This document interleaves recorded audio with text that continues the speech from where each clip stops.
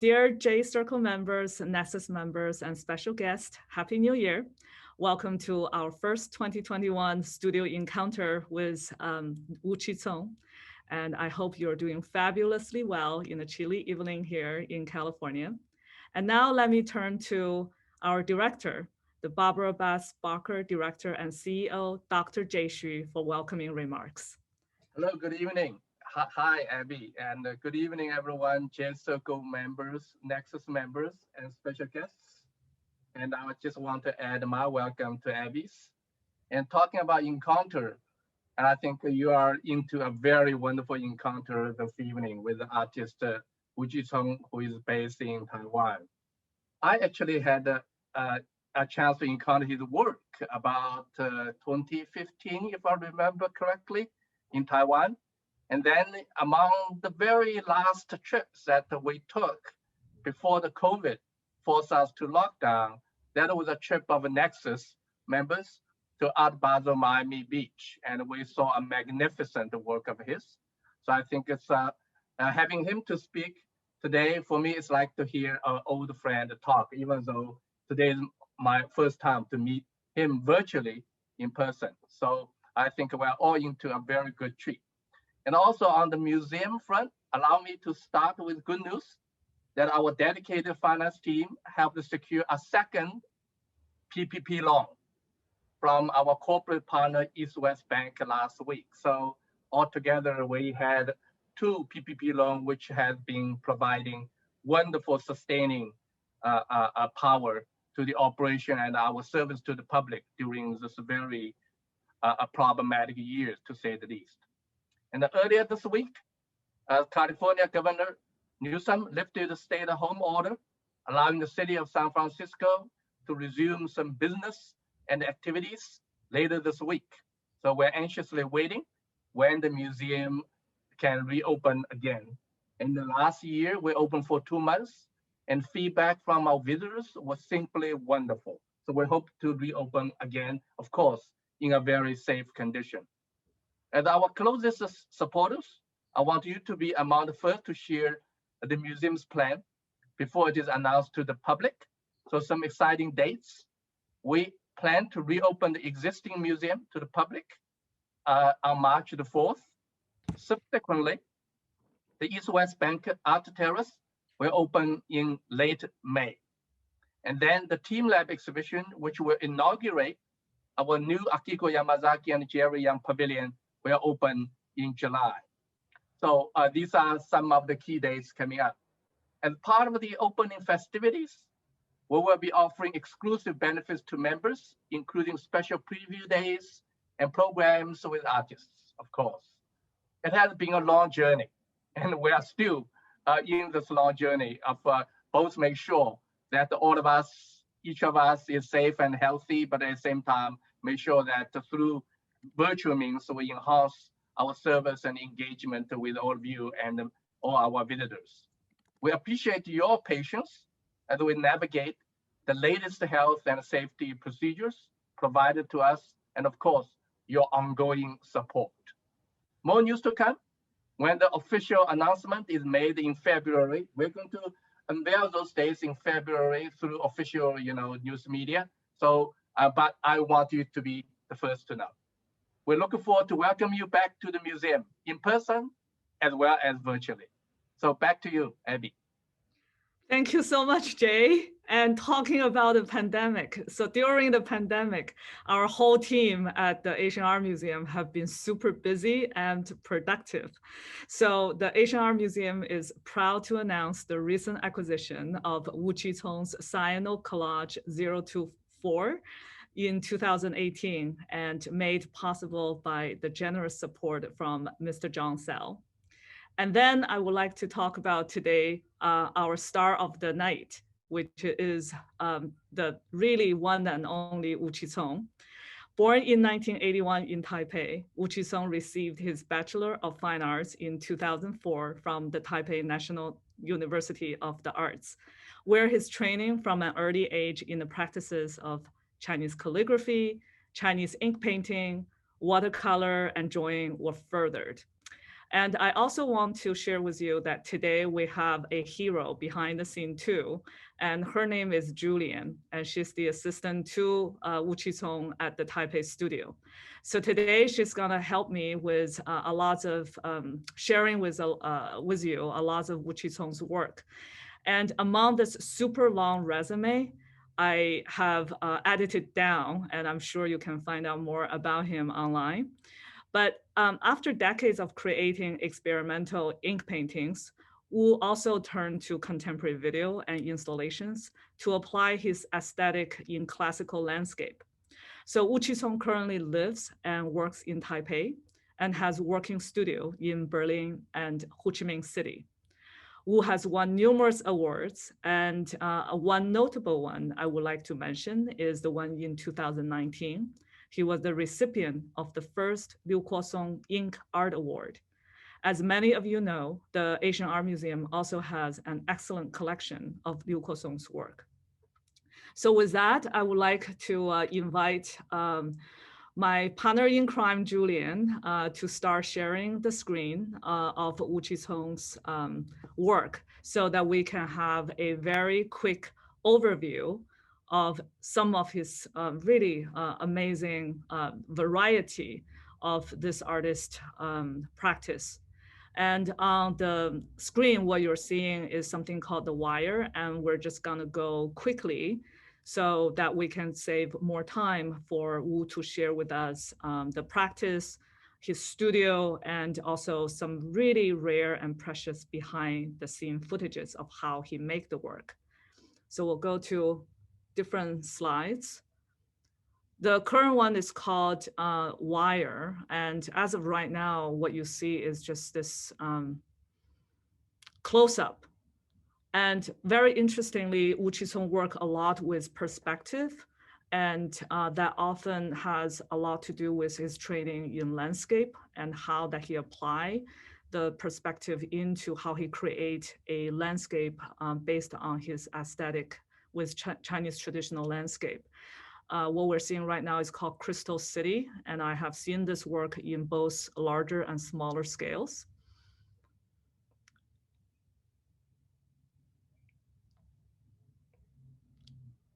And this is another one called Dust. And again, these artworks are all immersive, and they use daily object. And what we're seeing right now is a moving sort of experience by this particular work called Dust.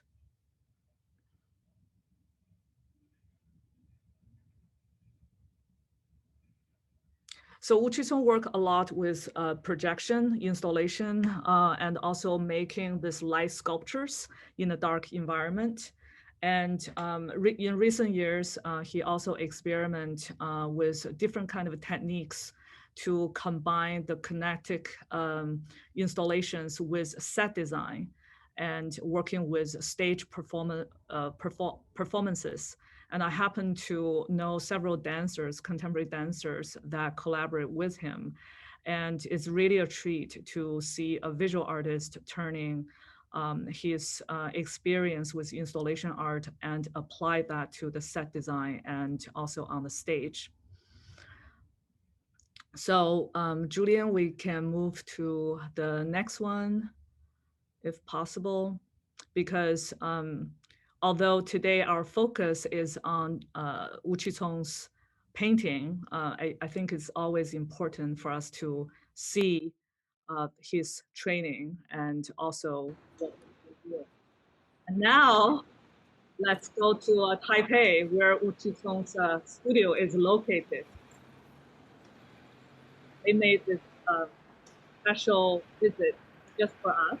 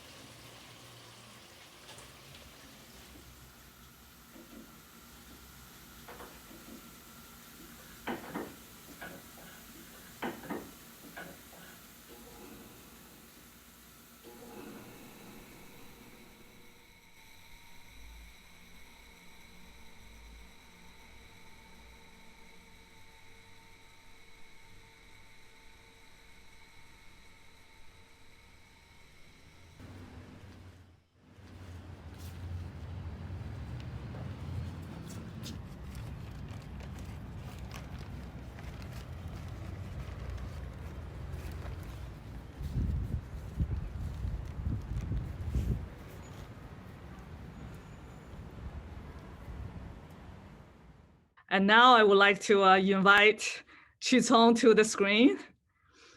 And Chi-Tsung, please turn on your camera and join us. Hello. Hello, Hi. AB. Hi, Chi-Tsung. Welcome. Happy New Year. Happy New Year. Thank you for such an incredible tour to your studio. Thank you. It's our pleasure. When did you move to this studio? Till now, maybe around 2 years. We're Excellent. still changing all the time. Very curious before we go into your work. I mean, you keep 3 studios. And so what do you do in Berlin and what do you do in Ho Chi Minh City? Unfortunately, I haven't been to Berlin studio over 1 year now. But before, I really enjoy my time there because, Berlin gathering artists from all over the world. Like I have quite a bit artist friend from Latin America in Berlin, which I wouldn't have that much chance to get to know them from Asia, I think. So Berlin for me is a platform that I could meet artists from everywhere and maybe have more chance to talk with them and maybe do something together. And in the other hand, Vietnam studio for me is extremely another direction because I could go to Berlin to see our world, it's really mature and full of all kinds of things, and or to London, to New York, to San Francisco as well. But Saigon, for me, that's something in the very beginning. A small circle, you easily meet lots of artists, curators, collectors, all together. It's very, very small circle, but very intimate. So I really enjoy to stay in Saigon to see how this art world starts, from the very beginning. And you gradually see how we could develop this art world. I've been there about 3 years, and I found it's already huge difference. Pretty much every time I go back, maybe every next month I go back, I see the city already looks quite different. And the art world also is growing very fast. And so to me, spent some time in Taipei, in Berlin, and in Saigon, kind of helping me to have a different vision to see the whole art world from a different perspective. And just for the information for our audience, we have worked with Chi-Tsung to prepare today's presentation. So I would love to start rolling some of the images because the image behind with my background is this very important work that we have collected. So maybe Chi-Tsung, that you can tell us about why this work means so much to you and what you can tell us about this work. Yes, sure. First of all, I would like to thank Asian Art Museum and all these supporters behind and about this work, particularly Mr. Zhang Seo, helping museum to acquire this work and helping myself to have the chance to be in this amazing collection. I think in the collection of Asian Art Museum is really meaningful for myself because you have really long long history of this collection and cover really big range of time and of Asia culture. And that's really a topic for myself to engage with traditional culture and art of Asia and to the contemporary practice. So thank you everybody so much about this. And in the image, you can see this is Collage 24, first time show in Hong Kong Basel in 2018. And this piece is quite meaningful for myself because it's the first time I met the piece with such a big format in just one single panel. So to me, it's a quite big challenge to create such a picture to combine many different kind of photo papers we saw on the work, and to create one single space. And I did a lots of experiments on this, different kind of color of the paper, different texture, and different technique on this. So this piece I prepared quite a long time before for this Hong Kong Basel show. It's a quite important exhibition for me as well. And this piece also we present in Liu Guosong Award in 2019. Liu Guosong is really important artist in this experimental Chinese ink painting. I think it probably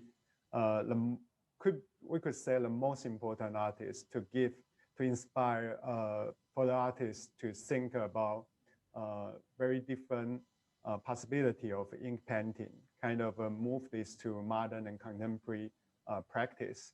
So it's really meaningful for myself to participate in this award, and hopefully this spirit from him to renew this tradition with a new and experiment spirits could continue to our generation and further to the next generation.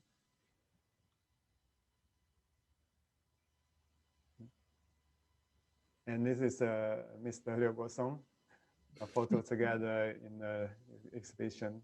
He's like 80 something, 86 or something, but still so energetic. And I could feel the kind of energy so strong. Hope I will be like him one day. So you can see this piece of work.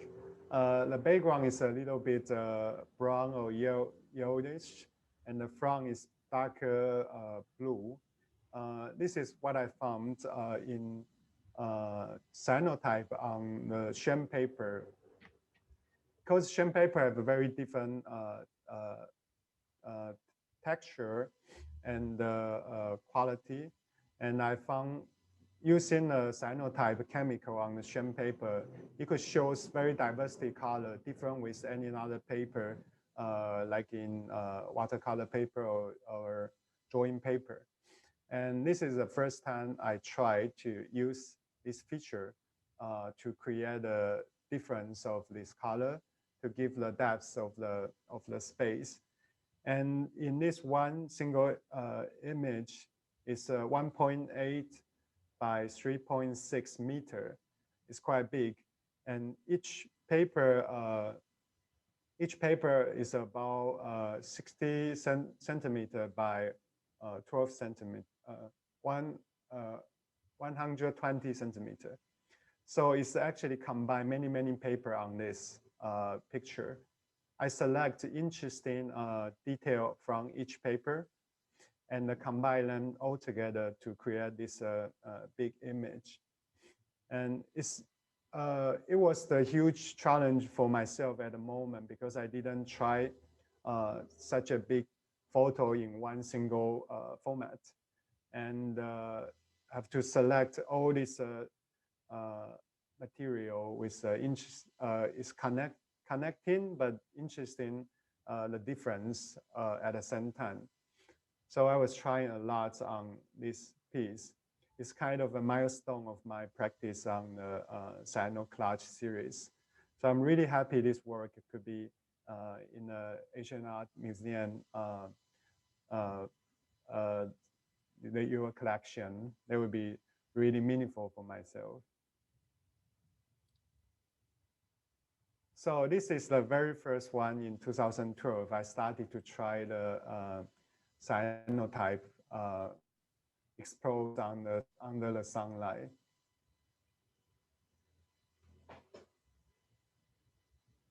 So this is a recent one.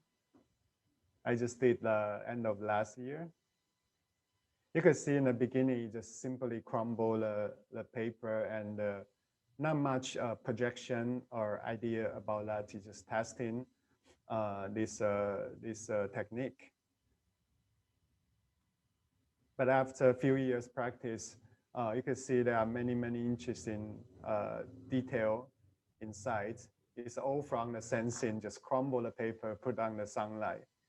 But the funny thing is, I tried this way, like a workshop in UK before, with many artists together, and everybody crumble the paper, put on the sunlight. It's just simple, extremely simple process, but everybody did the different things.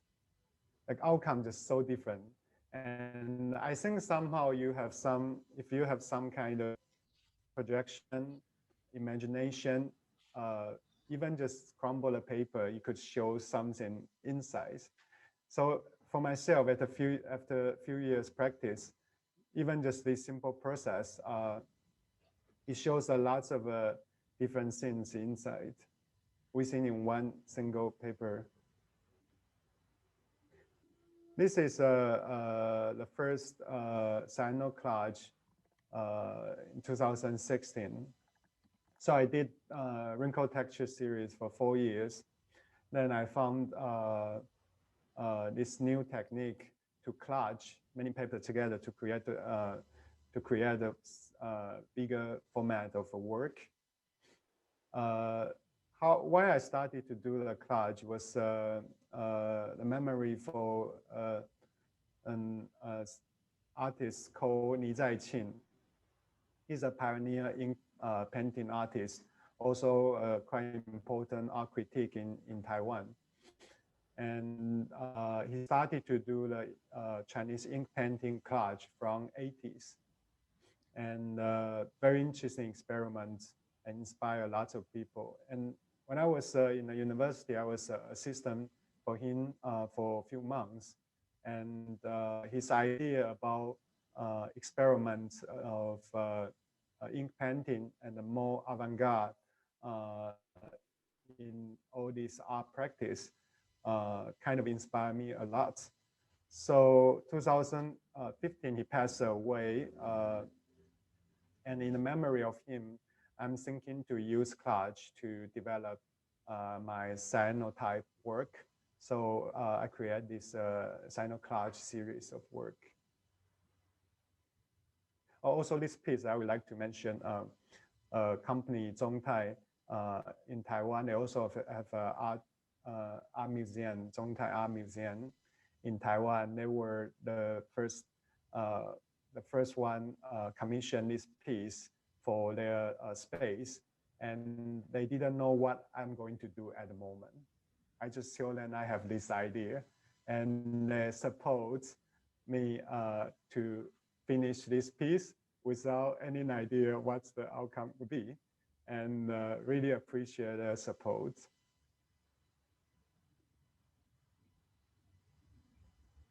So this is the process under the sunlight in a really hot summer day. So you see the way crumble the paper. I think because the texture of a sham paper is really special, it's really thin, you cannot create such beautiful detail in drawing paper or watercolor paper because it's very thick.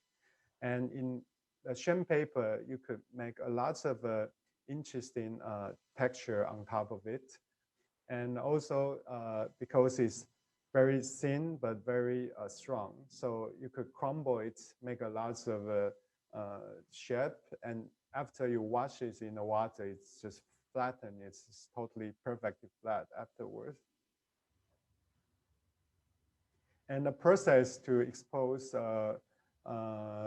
this cyanotype on the sunlight is really interesting because the sunlight keep changing all the time, and maybe there will be more some clouds or not. The texture of the light will be different, or when it's windy or not, the shape of the paper will move and change. So there's lots of possibility. Every day every day you do this different. It's different also in every paper. So it creates a lots of different texture and different possibility through this process. And in the right-hand side is the process to wash the paper. After exposure, need to put in a water tank to wash about half to 1 hour to remove all the chemical. And that's the moment I could really see the outcome. You know, in the exposure, this process, I could only imagine. I cannot really see the outcome. When you flatten in the water tank, that's the first moment I see. So it's really exciting moment. You know, it could be amazing, like you got all the papers, amazing. But usually when you see the outcome, it's really shitty. Most of the paper you couldn't use. And this is the process I was selecting the paper. And each paper I use in the work maybe select, I would say 1 out of dozens paper to find the most interesting one. It's hard to explain the process, how to select it. Usually, I would say in the beginning, the idea is from the dialogue with Chinese, with traditional Chinese landscape. So I found, I tend to find those paper, you know, the image and the texture remind me some like masterpiece in the Chinese history or some painter I really like. But gradually, after more and more practice, I have different reference after a few years practice. Maybe some of the image remind me like a certain real nature, real landscape, or some of the paper remind me like abstract painting. It could be anything. So they are getting more and more different kind of projection or imagination on this series of work. And this is the process of Collage. This was my studio in Berlin during residency. And you can see that's super messy and full of the paper. I select the interesting detail from this one or that one, and then try to create something together. And this was my previous studio in Taipei. It's located in a big factory. And I was challenging some huge format of the work.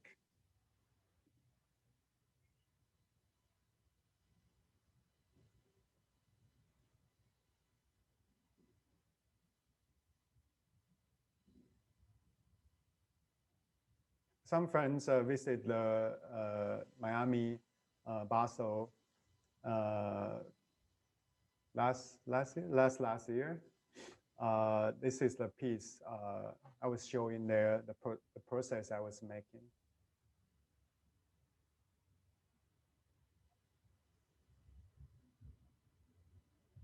It looks very fast, but actually it's like a 3 months intense work behind that. Chi-Tsung, you make really good documentation of your process. Thank you for sharing that. Thank you, Abby.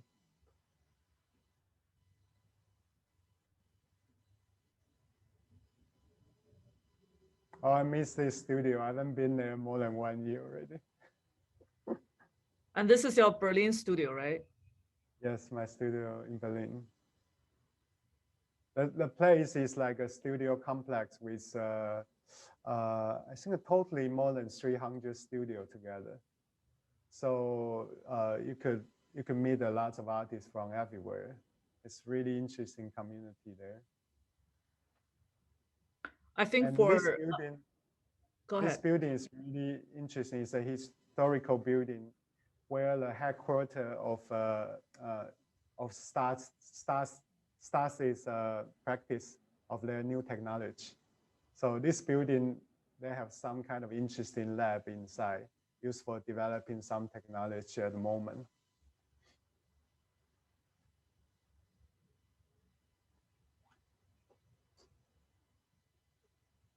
And I think for this particular work, for those of us who travel to Miami and see this work in person, I think it was really mesmerizing. And I think the texture and the detail of the work, you can only experience that in person, and the energy that it created.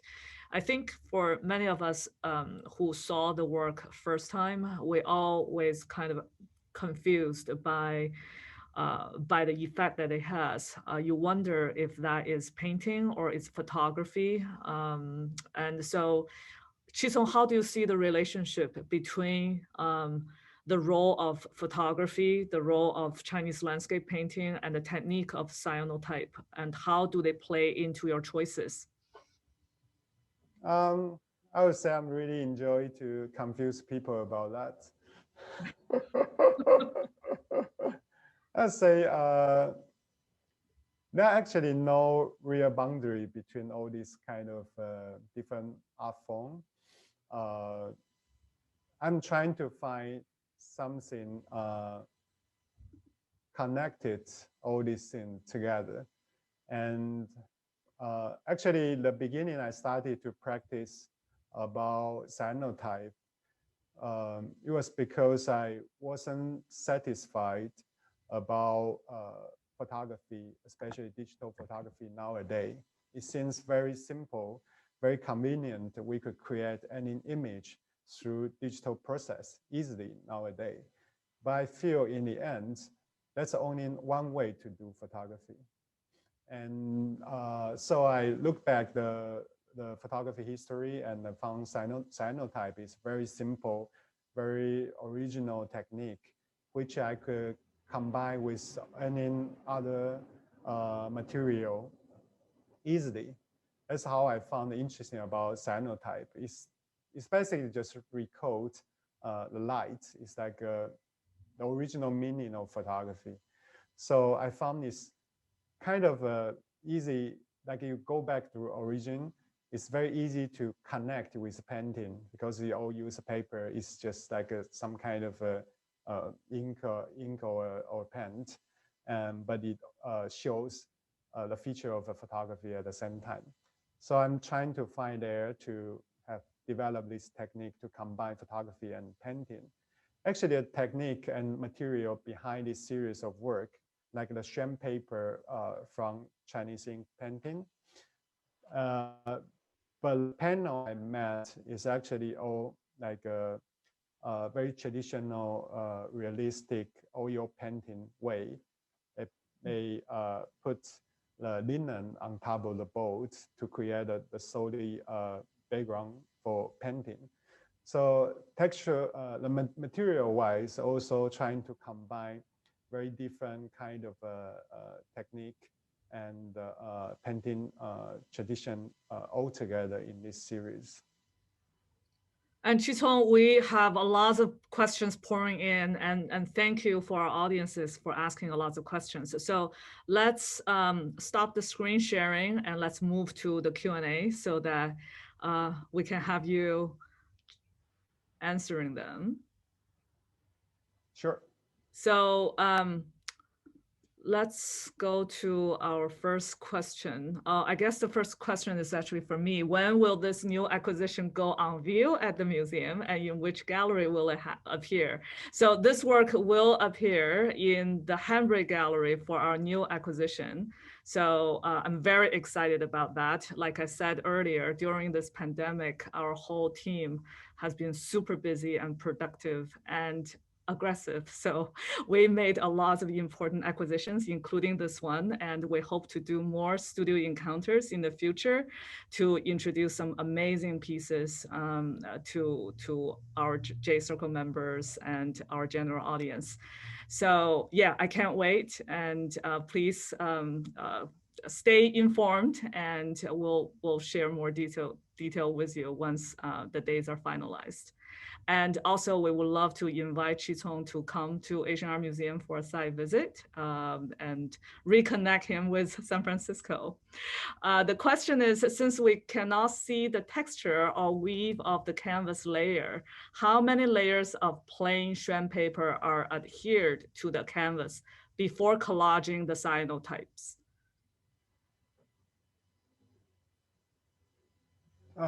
That's the image is on the sham paper.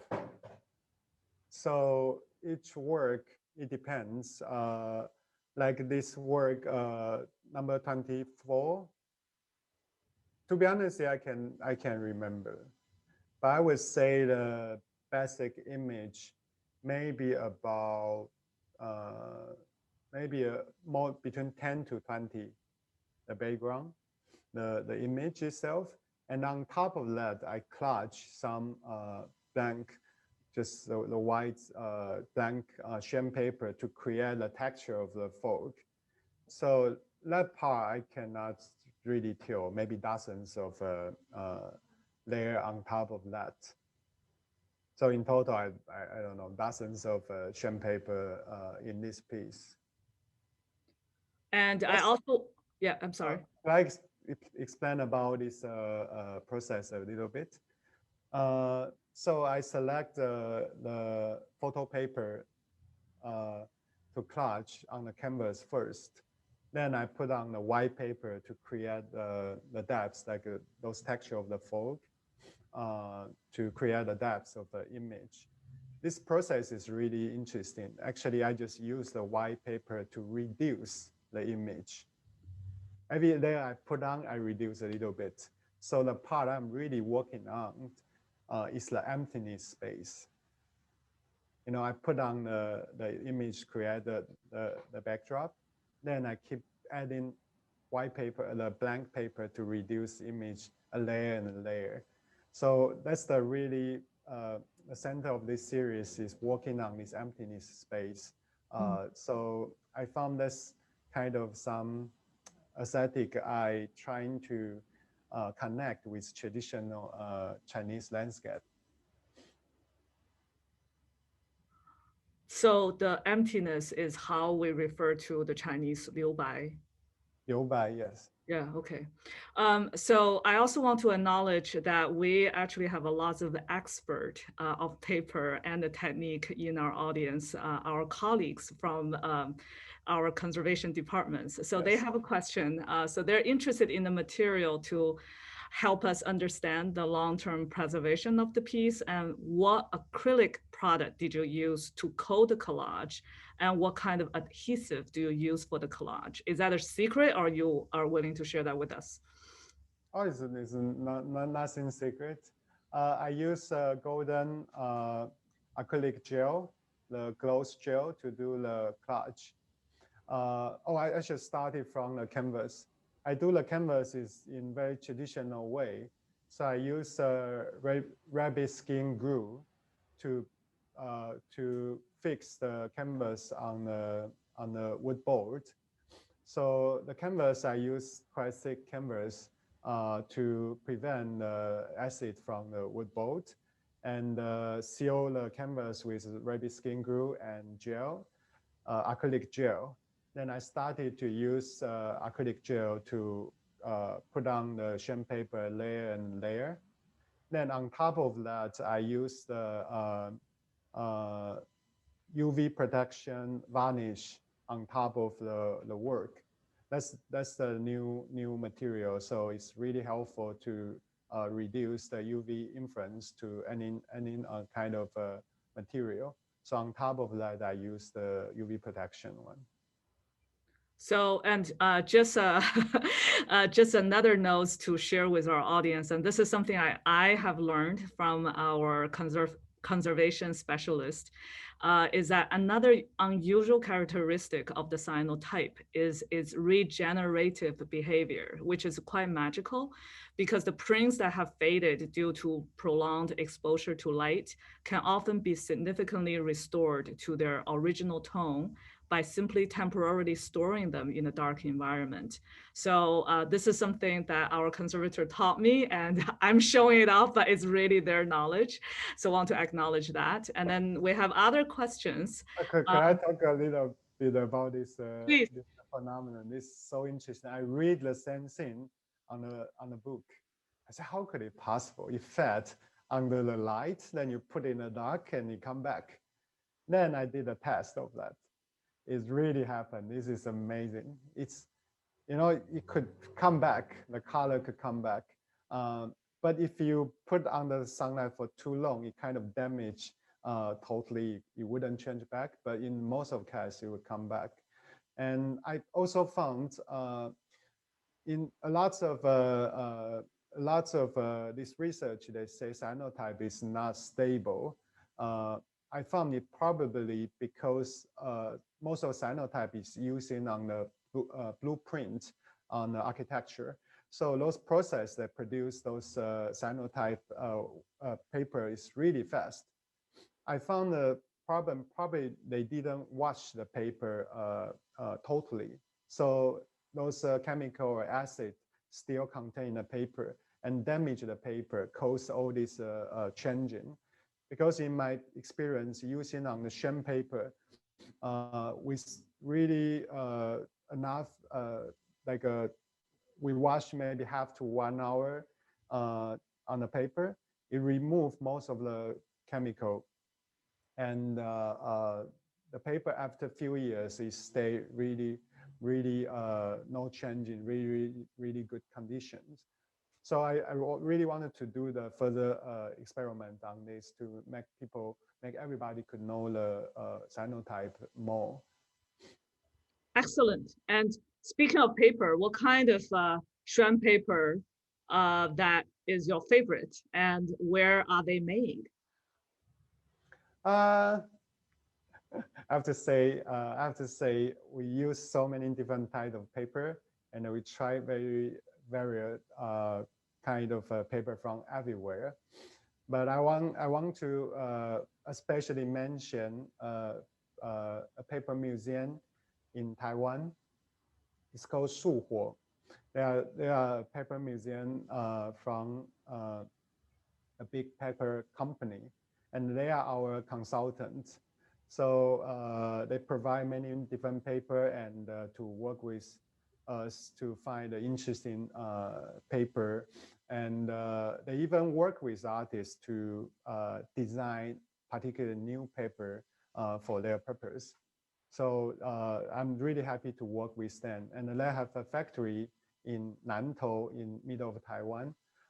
So most of their paper produced in Taiwan. I'm trying to use the paper from Taiwan because you know, this market is getting small and small, so less people doing calligraphy or ink painting nowadays. I wish to find a new way to use this beautiful traditional material in a contemporary practice. So hopefully we could bring the awareness of everybody and artists to find the possibility in this new, this traditional material, and to have a, I don't know, to help this industry to continue. Well, excellent. And then we also have a very young audience at age 6. Would like to know how old you were when you started making art, and what was your first inspiration? When I started to make art, I don't know, I started to do painting at home, maybe about this age, 5 or 6. And because I was like a very difficult kid, nowadays we'll say like ADHD kind of kids, and you know, running around at home, destroy everything, play fire, burn things at home. And yeah, I was like, yeah, my mom was really pain in the ass, till one day she found she could just simply give me paper and pen. I could sit there a whole day, draw my stuff. So my mom was like, okay, you go do some painting. I guess she didn't realize her son would become an artist. Well, I'm sure she's very proud of you now. Speaking of the painting, if there's no brushstroke, can it still be called a painting? This is really good question. That's question a lot to myself as well, because I learned painting since I was a kid, and I grew up in a special education program in Taiwan. We call 美术班. This is a kind of class you probably have half of the time. Maybe every afternoon you do painting class, like calligraphy, ink, Chinese ink drawing, pencil drawing, charcoal, watercolor kind of things. But I have to say, I look back those period of time. I wouldn't say it's a good education for creativities because there was too much about the technique, how to use the brush, how to use the color. It's all about technique. It's not much about the thinking, about inspiration. So till the university, I've been through like more than 10 years training of this technique. And if I grab a brush, a pencil, a charcoal, I kind of automatically have the reaction how to use that. You know, it's like you could say it's very skillful, but also I would say it's kind of limited my possibility and imagination about painting. So it was like a couple years in university. I don't know what to do, and I kind of lose the direction. Here I started to do video, and it's kind of brand new media for me. I didn't know much about video, so I did a lot of experiments. So image is kind of my way out. I started to do, after video, I do installation with light and shadow. I did like photography experiments. But nowadays I look back, I would say all my practice about image, about video and installation, all these things, actually is the idea surround painting. Surround this art tradition, especially painting. So I kind of find I cannot do painting anymore after this education, too much skill training. So I find another way to discuss about painting in a different way. I found, and this process to me is really interesting, is the painting must with the brush. You think back, for example, calligraphy or Chinese ink painting is very much based on the Chinese brush, this technique, like a bifa.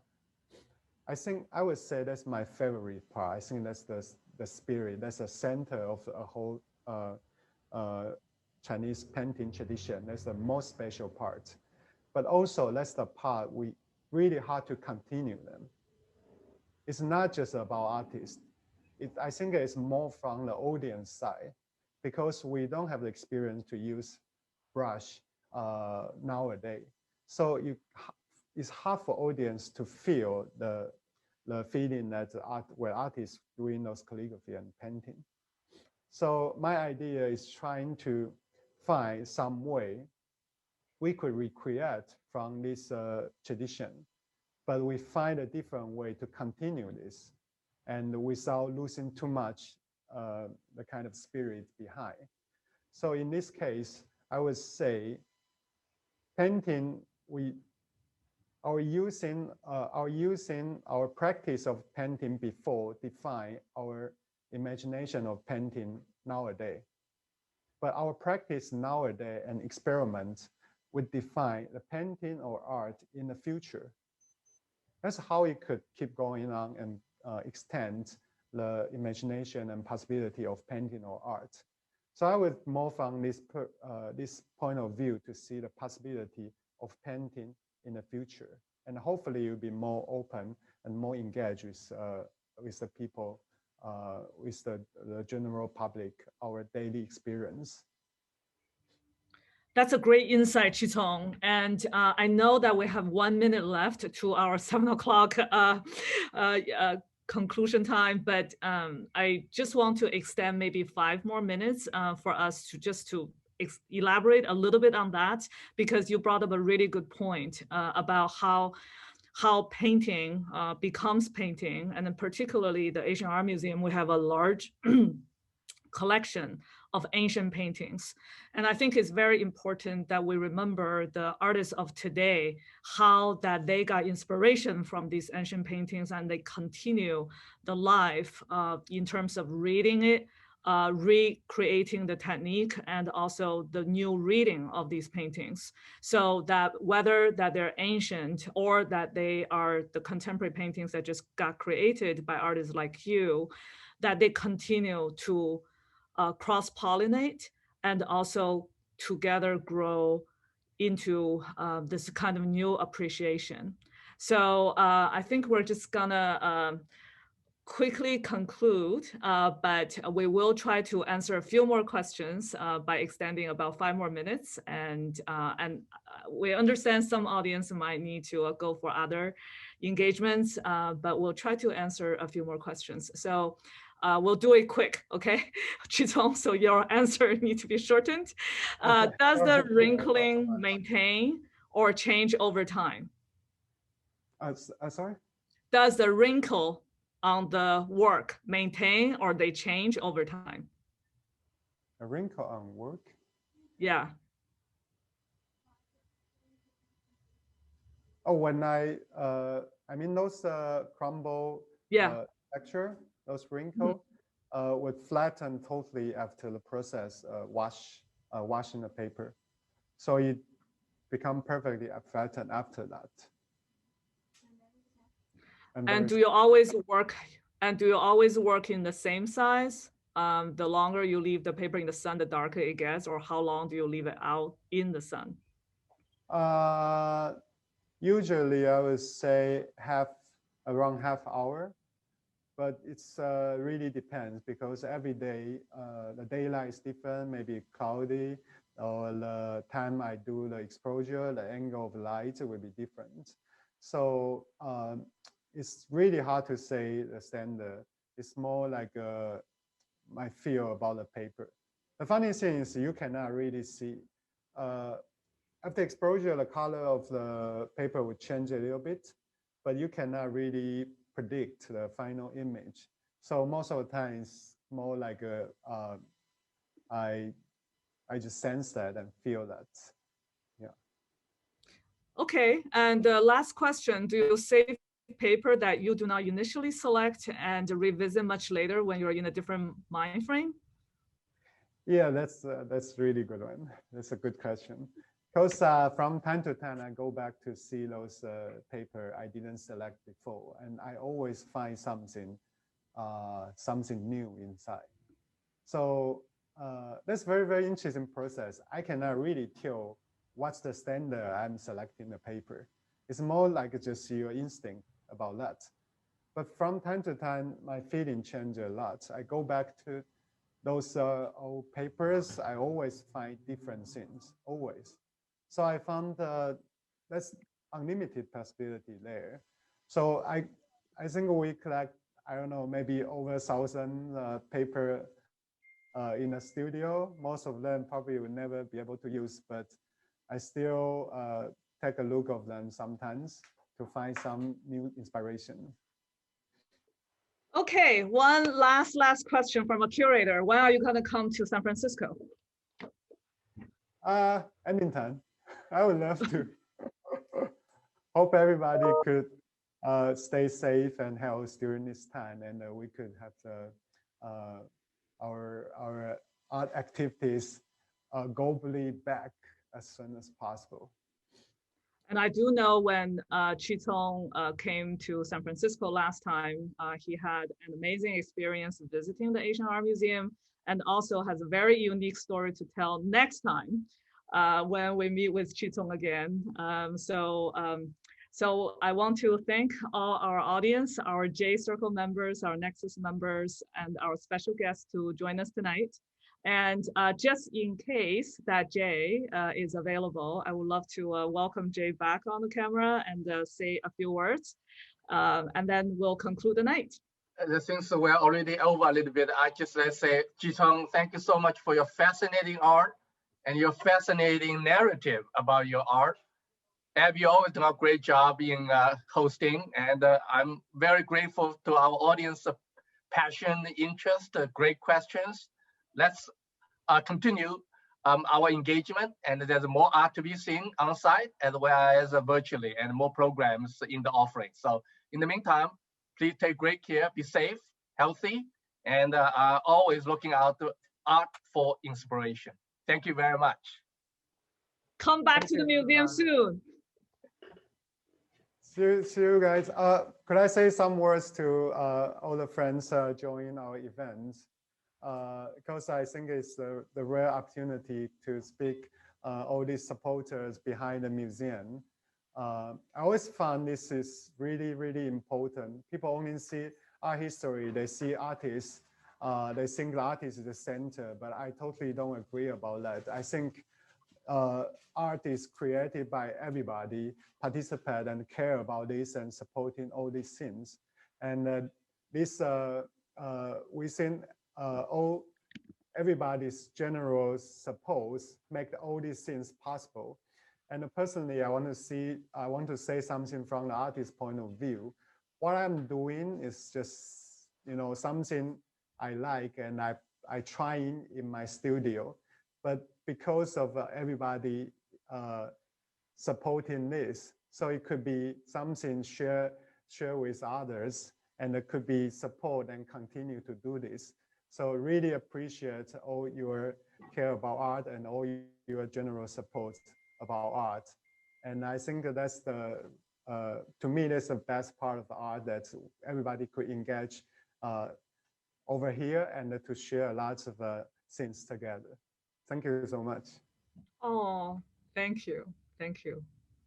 There's always a village behind every artist. So we look forward to greeting you in San Francisco and welcome you to Asian Art Museum. So, and have a wonderful evening, everyone. Right. Thank you. Bye. Join us next time. Bye.